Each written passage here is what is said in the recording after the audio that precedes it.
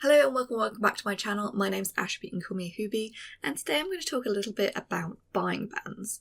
Whether this is about books, games, fabrics, whatever, it's all pretty relevant, but this will most specifically be about books, as that's the ban I've currently enforced on myself. Now, I don't really believe in fully banning anything for myself. I mean, there are definitely things that I don't engage with at all, but buy something I enjoy, I don't fully ban that. As if I ever make an exception to a 100% buying ban, then I start making them all the time and the ban just breaks. This has mostly happened in the past with fabric bans. It's why I have so many fat quarters. It's like, well, it's only a fat quarter, it doesn't take up too much space, etc. And then I'm not really able to sew at the moment either. I guess I am unofficially on a fabric buying ban for that reason alone. But I digress. I decided to implement a ban on myself recently after I counted the amount of unread physical books I have. In my room alone, on this bookcase right here, there was, and probably still is, around 50. I will say that does include some long series.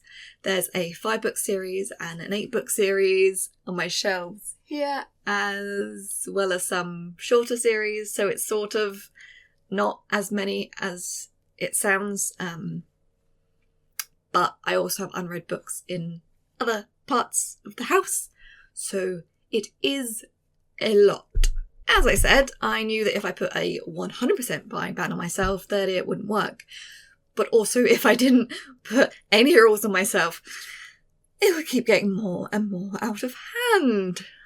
So, my way around this is quite simple.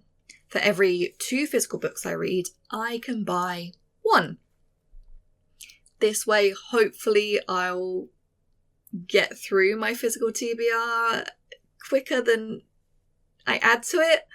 Though I have allowed myself some exceptions. I need a little bit of flexibility, so I'm open to new reasons for exceptions in the future, though there has to be a darn good reason for it. And right now I have 2 exceptions. 1, if it's a book that I have already read but don't own. As an example, I'm currently buying the special editions of Emily McIntyre's Never After series books when they come out. I made a video reading the first 5 back in November. I borrowed them from a friend and I enjoy them enough that I want to own them, and with the special editions coming out, that's the version I want to own, and I don't want to miss out on them. They're also not being added to my physical TBR, so it wouldn't be fair or make sense to have to decrease my TBR in order to buy them. The other exception is if it is the newest or next in a series that I've read the rest of.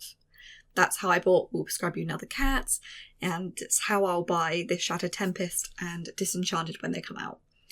Probably the new Akatar books too, though I have heard there's some controversy with the author, so I will look into that first. If this ban is still around in February, then I will use this exception to buy The Words That Weave the Dark, because I am so looking forward to that book.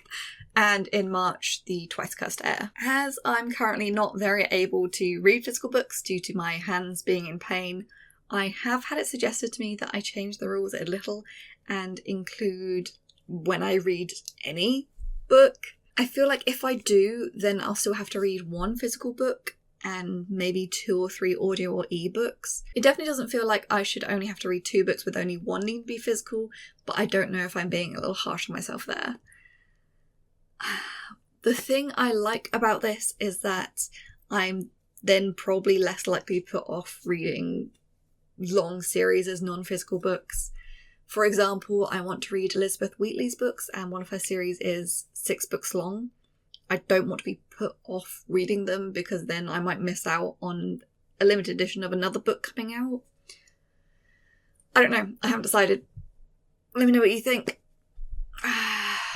I might not be the first person to put this sort of book buying ban on myself, but I haven't seen anyone else do it. I've seen people put 100% book buying bans on themselves, but none with rules like this. If anything, I've got this from the sewing community where people say they've put a ban on buying more trouser fabric, for example, until they've used some in their stash, or de-stashed it, I suppose. Please let me know if you have anything like this. Am I the only one who has issues with blanket bans? And definitely let me know if you're thinking of implementing something similar. Thank you for watching. If you want to, please like and subscribe, and maybe you'll see you in the next one. Until then, bye.